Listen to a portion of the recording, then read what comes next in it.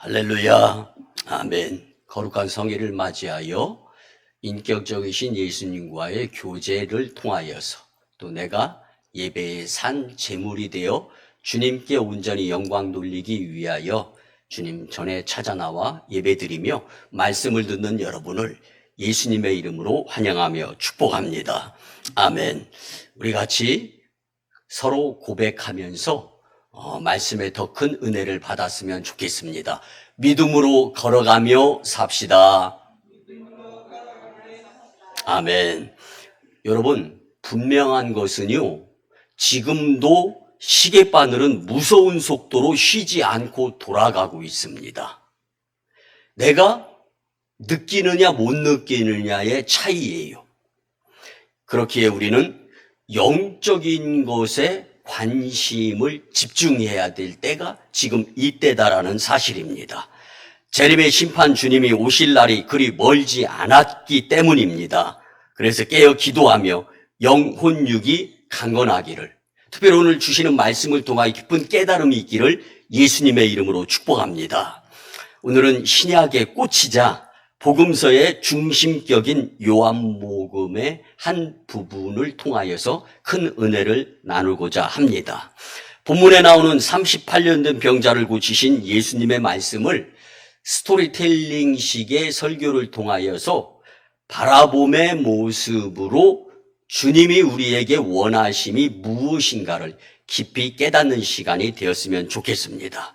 여러분, 세상의 막연한 기회보다 예수님을 만나야 질병과 문제가 완벽하게 해결되어짐을 교훈해 주시는 이 말씀이 지금 당장 예수님께서 나에게 해 주시는 말씀으로 들려지기를 예수님의 이름으로 축복합니다.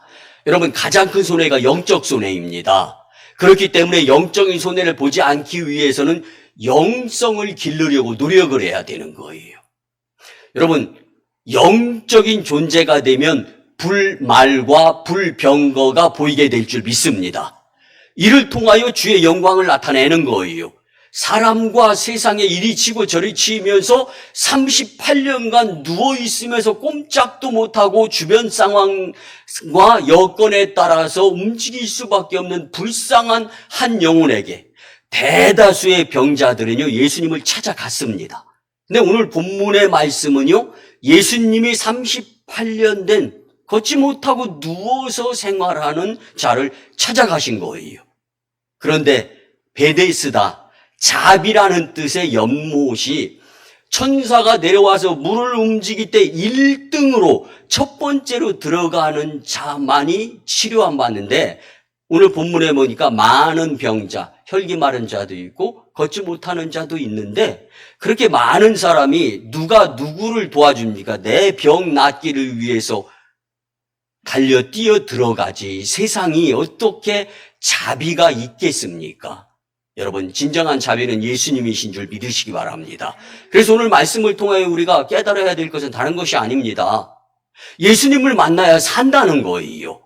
예수님을 만나야 묶기 매듭이 풀리는 겁니다. 예수님을 만나야 닫힌 문이 열리는 거예요. 가로막힌 장벽이 허물어집니다. 문제는 내가 영적이어야 되는 거예요. 그런데 이제까지의 우리의 삶이 주저앉아서 누워있는 그 깔개가 나를 보호해주고, 그 깔개를 통하여서 내가 누워있는 가운데에서 평안하고 안식이 있습니까? 불가능한 거예요. 그래서 오늘 주시는 말씀을 통하여서 38년 된 병자는 나구나. 그리고 예수님께서 나에게 찾아오시는구나. 그리고 찾아오시는 그 예수님께서 나의 영적인 부분을 해소시켜 주시기 위해서. 그래서 여러분들, 오늘 본문의 말씀을 통해 우리가 깊이 깨달아야 될 것은요, 육신이 질병으로 인하건 또 우리가 무엇인가 부족해서 힘들고 어려운 삶이든, 그리고 무엇인가 이루려고 하는 삶으로 인하여서 바쁘고 분주하다 할지라도 영적인 부분은 여전히 나와 주님과의 관계에서 존재한다는 거예요. 그래서 우리는 가장 큰 손해가 영적인 손해임을 믿고, 영혼이 잘 돼야 범사가 잘 되고 만사가 형통함을 깊이 깨닫기를 예수님의 이름으로 축복합니다. 여러분, 당시 천사가 가끔 못에 내려와서 물을 움직인다고 합니다. 가끔이에요. 이건 요행이나 다행을 피력하고자 하는 말씀의 한 부분일 수밖에 없습니다. 세상에는 찬스라는 기회가 있죠. 근데 그 기회가 무수히 우리에게 주어지지는 않습니다. 인생 여정 가운데에서 슈퍼리치, 거부가 되기 위해서는 세 가지의 기회가 우리에게 찾아온다고 하는데 여러분은 어떻습니까? 여러분은 우리가 오늘 말씀을 통해서 깊이 관심 가져야 될 분야가 예수님과의 동행으로 인하여 하나님의 은혜 가운데 살아갈 수 있는 이 삶이 복된 삶이다라는 것을 깊이 깨달았으면 참 좋겠습니다. 38년 된 병자도 그 연못에서 치유되고 싶었는데 1등만이 살아남는 세상의 베데스다. 만만치 않죠. 누가 나를 도와줍니까? 질병에 의해서 힘들어하는 사람들이 수두룩한데요. 정말로 세상이 도와주는 것처럼 액션을 취하다가도 실제적으로 자신에게 기회의 찬스가 오면 나 몰라라 하면서 자신의 기득권과 자신의 놀라운 복된 삶을 위해서 여러분 포기가 쉽습니까? 양보하기가 쉽습니까? 여러분 우리가 그런 이야기가 있잖아요. 옆에서 사람이 고통 고난당하면서 죽어 나자빠진다 할지라도 내 새끼손가락에 가시 하나 있으면 이게 더 아픈 거예요. 이거 빼려고 하는 거예요. 여러분, 자비의 연못이란 베데스다는 언제 천사가 나타날지도 몰라서 한시도 눈을 뗄 수 없는 경쟁과 긴장의 연속을 소개해주는 한 부분의 장소입니다. 질병의 시기나 종류, 증상과 상관없이 처방만이 존재하는 자비가 존재하지 않는 것 같은 그곳에 병자가 불쌍하게 누워 있는 거예요. 그곳에 예수님이 오셨습니다. 아멘. 그리고 누구의 돌봄도 없이 처량하게 누워 있는 38년간이나 그 병자를 찾으신 거예요. 오늘 영적으로 깨어서 기도하며 가장 큰 관심을 예수님에게로 향하는 마음 중심을 주님이 보고 계시는데 나는 사람과 세상에게 깊은 관심을 쓰다가 그래서 우연치 않게 또는 예배 가운데 은혜 받으면 천부의 의지에 없어서 두 손 두 발 다 들고 잘못했습니다. 용서를 구하다가 다시금 바쁘고 분주한 세상 일에 치이게 되면 언제 내가 예수님의 은혜를 받았는가? 정말 기억도 없이 바쁘게 세상을 살아가는 우리에게 예수님은 찾아오시는 거예요. 본문의 말씀은 개인에게 주시는 말씀으로 적용이 되어져야 할 부분입니다. 공동체에 의한 말씀이 아니에요. 38년 된 병자가 저와 여러분들이기를 그리고 깨닫고 다시금 변화되어 거듭남으로 새 사람 가운데 주의 일에 사용되어질 수 있는 도구가 되어서 행복하게 인생 여정 살다가 영생을 맛보기를 원하시는 주님. 그래서 병자를 찾아오시고 고쳐주시고 다시금의 말씀을 통하여 일하시는 주님은 오늘 저와 여러분들에게도 찾아오시는데 여러분 인생은 내 몸이 육신이 살아있는 이유는 영생을 준비하라고 있는 줄 믿으시기 바랍니다. 죽으면 영생을 준비할 수가 없다라는 사실이에요. 38년 된 병자에 예수님께서 찾아오셔서 내가 낫고자 하느냐? 성경은 물으십니다. 38년 된 병자의 대답은 본문 7절을 보면 병자가 대답하되 주여 물이 움직일 때에 나를 못에 넣어주는 사람이 없어 내가 가는 동안에 다른 사람이 먼저 내려가나이다. 아멘. 아멘. 보세요. 누가 나를 도와줍니까? 내 문제가 더 큰 문제라는 거예요. 세상엔 진정한 자비가 존재하지 않는다라는 것을 성경을 통해서 우리는 깨달아야 됩니다. 억울합니까? 예수님을 제대로 믿지 못하는 것이 큰 억울함이다라는 교훈을 얻기를 바랍니다. 여러분 예수님의 질문도 많은 생각을 하게 합니다. 그렇지만 더 중요한 것은 병자의 대답이 굉장히 생뚱맞다는 거예요. 예, 예수님, 내가 낫기를 원합니다. 뭐 이렇게 대답해야 진짜 대답 그럴듯하지 않겠습니까? 그런데도 예수님께 대한 병자의 대답은 남 핑계를 대는 거예요. 누가 나를 천사가 가끔 내려와서 물을 움직이게 할 때 1등으로 들어가도록 도와주는 사람이 없습니다. 38년간이나 무려 여러분 38년은요 우리네 인생을 이야기하는 겁니다.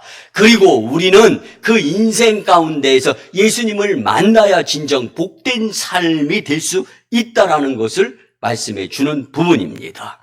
누군가의 도움으로 병 낫기를 원했는데 어느 병자가 자기 병 치료를 위해서 남을 치료하고 양보하면서 살아가는 자가 있겠습니까? 여러분 세상에 속지 마시기를 바랍니다. 이게 예수님의 말씀입니다. 38년 된 병자의 생각엔 병이 낫는 방법은 오로지 베데스다 연못으로 천사가 가끔 내려와서 물을 휘저어서 흔들리게 될 때 1등으로 들어가는 것, 이게 세상의 처방입니다. 사랑하는 성도님들, 아프면 힘들죠? 어렵죠? 여러분 목회자가 목회를 하면서요 특별히 아픈 분들을 위해서 안수 기도를 합니다. 그러면 그 부위의 아픔이요 목회자한테 전해져요. 왜? 같은 마음으로 기도드리기 때문에. 그런데 중요한 것은요 여러분 오늘 예수님의 38년 된 병자를 찾아오셔서 그에게 깨달음을 주시기 위해서의 예수님의 노력이 있다라는 거예요. 여러분 오늘도 우리 마음 중심에 예수님의 피값으로 산 성전으로 발걸음을 잠원에서 옮겼기 때문에 예수님이 만나주시고 우리의 머리끝에부터 발끝까지 어루만져 주시며 38년에 누워있던 인생이 기뻐 뛰며 주의 영광 나타내는 주님의 도구로서 살아갈 수 있도록 큰 기적의 역사를 경험할 수 있는 놀라운 은혜의 시간으로 예수님께서 친히 인도하여 주실 줄 믿습니다. 그래서 우리는 말씀을 벗어나시지 아니하시는 주님의 말씀대로 살려고 노력하며 기도해야 되는 겁니다. 기도 따로, 말씀 따로. 이거는 주님의 뜻이 아닙니다. 여러분들이 간절하게 원하는 소원이 정말로 응답의 간증자가 되기 위해서는 말씀대로 살아가기를 원하시는 주님의 뜻. 그래서 우리의 기도가 주님의 뜻과 일치가 되어지면 응답은 자연스럽게 주님께로부터 제공되어진다라는 사실을 잊지 말고 사셨으면 좋겠습니다. 본문 6절을 보면 예수께서 그 누운 것을 보시고 병이 벌써 오래된 줄 아시고 이르시되 내가 낫고자 하느냐. 아멘. 예수님은 38년 된 병자의 병이 이미 오래된 줄 아시는 분이세요. 다 아시고 찾아오시는 분이 예수님이시다라는 사실입니다. 여러분, 예수님은 병이 이미 오래된 줄을 알고 계셨다라는 이 말씀은요, 이처럼 예수님은 개개인의 문제를 다 알고 계시는 분이시다라는 사실입니다. 성경의 많은 병자들은요, 병 낫기를 위해서 예수님의 소문을 듣고 찾아가는 거예요. 그런데 유독 오늘 본문의 말씀에서 보면은 38년 된 병자를 찾아가시기도 하시는 예수님을 우리는 소개받을 수 있는 거예요. 여러분, 우리의 마음 문이 주님께로 열리게 될 때 주님은 문 밖에 서 계시다가 우리 안에 거하게 되며 우리가 요한복음을 통하여서 계속 강조되어지는 건 포도나무의 비유, 나무와 가지 붙어 있어야 많은 과실을, 많은 열매를, 인생의 열매를 경험하면서 복되게 살 수 있다라는 말씀. 그래서 예수님은 절망 가운데 힘겹게 누운 병자를 보고 계시면서 주목하시는 거예요. 저와 여러분들을 주목하시는 예수님이신 줄 믿으시기 바랍니다. 병이 오랜 줄을 아시고 내가 낫고자 하느냐 물으시는 것이 예수님이 나에게 해주시는 물음의 말씀입니다. 그리고 엉뚱한 대답밖에 할 수 없는 절망적인 병자의 안타까운 입장을 예수님이 알아주시는 거예요. 여러분, 질병으로부터 남과 같지 않은 아픔을 경험하는 자들, 여러분 정말 눈물겹지 않습니까? 그러나 이것은 인생으로서 끝나버립니다. 영생에 누워 지내는 자가 되지 않기 위해서는 주님은 우리에게 말씀해 주십니다. 본문 8절을 보면 예수께서 이르시되 일어나 내 자리를 들고 걸어가라 하시니 아멘. 일어나 내 자리를 들고 걸어가라. 아멘. 이게 예수님께서 원하시는 요구의 말씀이십니다. 이는 예수님의 처방입니다. 여러분, 우리가 몸이 아플 때 병원에 찾아가면 병원의 의사의 진찰에 의한 진단이 나오잖아요. 아프니까 대다수 말을 잘 들어요. 그런데 이것보다 그 이상의 말씀으로 더 잘 들어야 될 예수님의 말씀은 얼마만큼 잘 들으면서 살아가고 계시나 한번 생각해 보시기 바랍니다. 정말로 영생을 위해 처방하시는 예수님의 말씀이 우리에게 용서하시고 들어주시발 그렇게 하찮아요? 그렇게 까먹고 잊어버려야 될 말씀입니까? 예수님은 오늘 저와 여러분에게 질문하십니다. 힘들고 어렵고 무거운 짐진 것들 예수님께 내려놓으라고 하는데 굳이 짊어지고 그렇게 내 인생이 내가 주인인 것처럼 그러니까 슬피 울며 일을 가고 바깥 어두운데 내쳐질 수밖에 없는 거예요. 왜 성경에 분명히 기록되어져 있는 불말과 불병거를 못 봅니까? 영적인 어두움에 사로잡혀서 사탄의 유혹과 시험에 공조하고 타협하는 우리의 모습을 보시면서 주님이 얼마나 안타까워하시겠습니까? 너무 힘들다고 징징거림을 듣고 예수님은 감정의 동조함 없이 단지 일어나 내 자리를 들고 걸어가라. 아멘. 예수님의 말씀은 간단, 명료, 분명, 확실한 겁니다. 따르면 복이 되고 따르지 아니하면 아픔이 되는 거예요. 힘들고 지친 영혼을 달래야 하는데 육신만을 위해 많은 시간을 쓰지 말고 믿음으로 걸어가며 하나님의 나라 천국의 소망을 두고 주님이 주시는 힘을 활용하면서 필그림 순례길을 걸어갈 수 있는 이 인생이 복된 인생임을 오늘 성경은 교훈하고 있는 것입니다. 38년 된 이 병자는 절망과 좌절에 빠져서 막연하게 베데스다만을 바라보고 누워있는 거예요.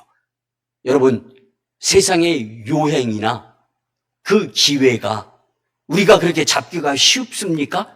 오늘 성경을 보니까 그냥 불가능한 것으로 여겨져요. 누가 베데스다 연못에 가끔 내려와서 그 천사가 물을 움직이게 될 때 1등으로 들어가는, 누워있는 자가 어떻게 1등으로 들어갈 수 있겠습니까? 누가 집어 던져줘요?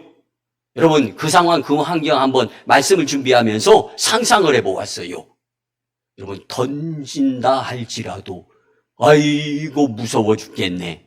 천둥번개만 쳐도 무서운데 던져지는 인생이 얼마나 무섭겠어요.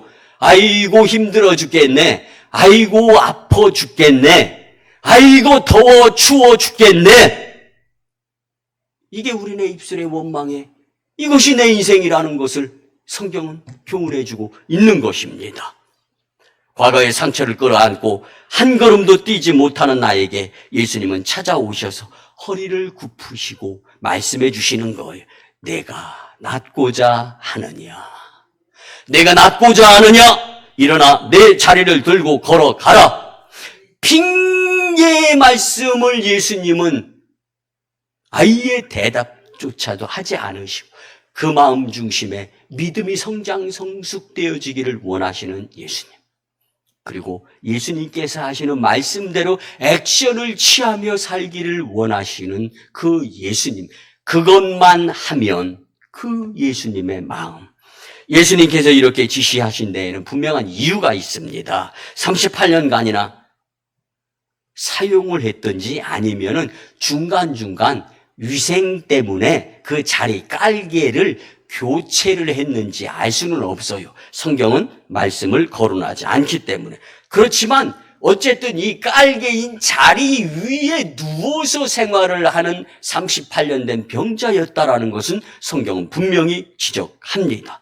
아마도 그 자리의 위생 상태 좋지 못했을 거라고 사료가 되는데 예수님은 굳이 그 자리를 왜 들고 일어나 걸어가라고 하셨을까요? 그 이유를 확인할 수 있는 분명한 또 한 가지 말씀이 있습니다. 요한복음 5장 14절을 보면 그 후에 예수께서 성전에서 그 사람을 만나 이르시되 보라 내가 나았으니 더 심한 것이 생기지 않게 다시는 죄를 범하지 말라 하시니 아멘. 아멘.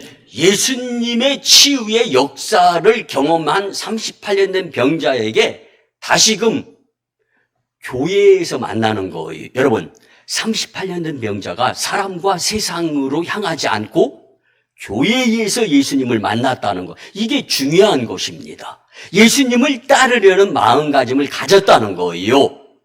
예수님이 얼마나 고마워하실까요? 그런데 더 심한 것과 죄를 주의하라는 말씀을 예수님은 기뻐서 고마워. 내가 너 참 치유 잘해줬어. 아, 내가 진짜 너 때문에 기뻐. 이게 아니에요. 이미 그 마음을 아시고 따르려고 하는 성전에서 예수님을 만난 그 병자였던 자에게 더 심한 것, 또 죄로부터 자유함을 누리게 살라는 이 말씀. 여기서 우리는 예수님의 치유하심 후에 관심이 가는 부분이 더 심한 것과 죄라는 단어가 눈에 띕니다.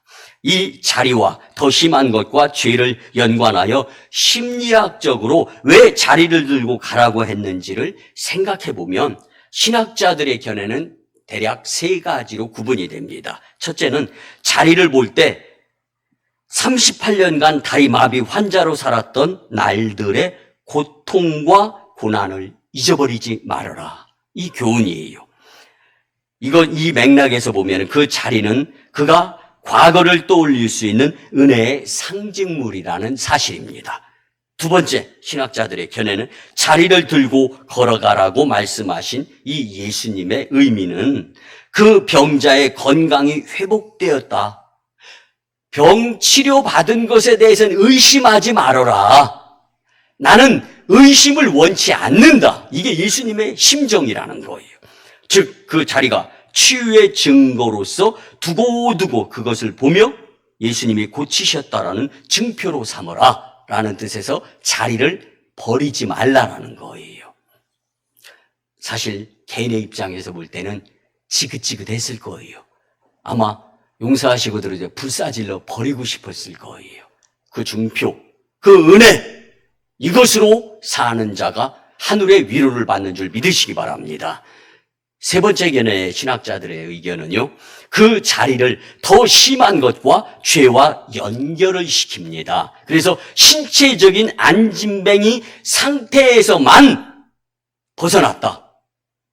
앞으로 어떻게 사느냐에 따라 인생이 또 달라진다라는 거예요. 그래서 죄를 짓게 되면 도덕적, 영적 안진뱅이 상태로 죽음에 이르게 된다라는 경고용으로 이 자리를 버리지 말라, 자리와 함께 살아라라는 뜻이라는 거죠. 여러분, 이를 심리학적으로 정의해 보면 re-experience, 재경험이라는 뜻을 가지고 있습니다. 정신분석학에서는요, 재경험을 과거의 부정적 경험이나 정서와 갈등을 떠올려서 아이고, 내가 이렇게 살면 안 되지. 38년 동안 살아오면서 얼마나 활동하지 못하는 습관이 몸에 배었겠습니까? 그것을 떨쳐버리라는 거예요. 여러분, 이처럼 이 자리를 통해서 우리는 과거의 예수님께서 이미 현대의학의 한 부분을 활용하시면서까지 세상의 주관자가 되시는 치료자가 바로 예수님이라는 것을 성경은 말씀해 주는 부분입니다. 치유된 후에 더 심한 것이나 죄의 유혹에 빠지지 않도록 과거의 예수님의 은혜를 잊지 말라는 이 말씀. 여러분, 우리도 그 무엇인가 흔적, 그 무엇인가 과거의 주님의 은혜, 눈물 콧물 흘려가면서 감사했던 부분들이 참 많이 있는 줄 믿습니다. 그렇다면 지금 그 은혜를 강물에 흘려보내고 살아가서는 안 된다라는 말씀입니다. 예수님을 믿지 않고 죄된 인생이 된다면 다시금 고통스러운 부정적인 과거로 돌아갈 수밖에 없다라는 예수님의 경고용 이 말씀. 더욱이 앞에서 살펴보았듯이 그는 치유되기 전에 38년간 누워있는 환자로서 살 수밖에 없었다라는 불쌍한 인생임을 예수님은 거론하는 거예요. 아마도 그 자리는 다시 환자 역할에 지긋지긋한 생각이나 느낌을 안겨주기에 충분했을 것입니다. 이런 맥락에서 예수님은 치유된 그가 죄의 유혹에서 벗어나도록 자리라는 상징물을 사용하고 계시는 분이시다라는 사실입니다. 여러분, 우리의 눈으로 보여지는 것이 다가 아님을 우리는 인정할 수 있는 말씀이 되었으면 좋겠습니다. 하나님께서 두 번의 성전 건축을 우리에게 허락해 첫 번째 성전 건축에서 교회의 많은 성도들이 부흥하여서 주님께 영광을 돌리고 난 후에 디아스포라 다시금 흩어지게 만들면서 종교부지를 불화받아서 이곳에 성전을 건축하면서 담임 목사인 저부터 예전에 부교육자가 9명 있고 교회가 크게 부흥해 수백 명 모여서 예배 드릴 때 그때는 이제 잊어버리고 다시금 새롭게 오송 이 산지가 복음화 되기를 원하시는 주님의 사명을 맡은 교회로서의 역할을 감당하라고 바닥부터 다시 시작하라고 하시는 주님의 그 은혜. 1년이 지나고 2년이 지나는데 부흥기의 속도가 너무 이게 속력이 탄력이 안 붙는 거예요. 여러분, 구원받는 사람의 수를 더하게 하시는 것은 예수님의 놀라운 능력인 줄 믿습니다. 초대교회가 60여 만 명으로 부흥할 수 있었던 것은 성도들이 모여서 오순절 마가의 다락방, 오순절 마가의 다락방, 오순절 왜 50, 예수님이 죽으셨다가 부활하시고 나서 40일을 세상에 사시다가 베단이라는 곳에서 500여 명이 보는 앞에서 승천하시는 거예요. 40일 되고 그리고 보혜사 도우시는 성령님을 보내주신다고 하면서 120여 명의 성도들이 오순절 마가의 다락방에 모여서 기도 드릴 때 딱 10일이 채워져서 50일이 되었을 때 성령의 불의 능력을 성령 세례를 체험했던 거죠. 그리고 난 이후에 뜨겁게 기도 드리니까 기도 드리면서 볼 수 있도록 하나님께서 역사를 허락하여 주신 그게 뭐죠? 예수님께서 교회와 성도들을 위해서 싸워주시는 모습을 대다수의 초대교회 성도들이 볼 수 있었던 거예요. 여러분, 무엇인가 제 분야에서 남과 같이 해서는 남 이상이 될 수 없습니다. 반면에 남 이상이 될 수 있는 길은 특별히 영적으로 깨어 기도하며 새벽제단 쌓고 주님께 영광의 예배를 드려가면서 하루의 시작을 기도를 드리면서 영적으로 더 열심히 내다보면 하나님께서 불말불병거도 보이게 해주시는 분이신 줄 믿습니다. 예수님께서 교회와 성도들을 위해서 사람과 세상에서 싸워주시는 것들을 경험한 초대교회 성도들은 좌절 절망하지 않았습니다. 이제는 어떠한 고난 고통이 와도 핍박이 와도 때로 순교한다 할지라도 예수님 잡았던 손 놓지 않았던 거예요.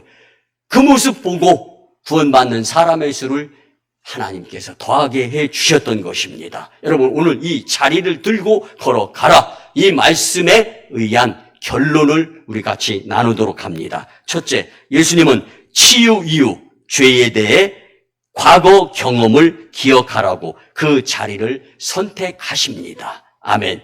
치유 후에 죄의 유혹에서 그 자리를 떠올리며 효과적으로 사탄의 유혹과 시험을 이길 수 있기를 원하시는 주님의 놀라운 역사.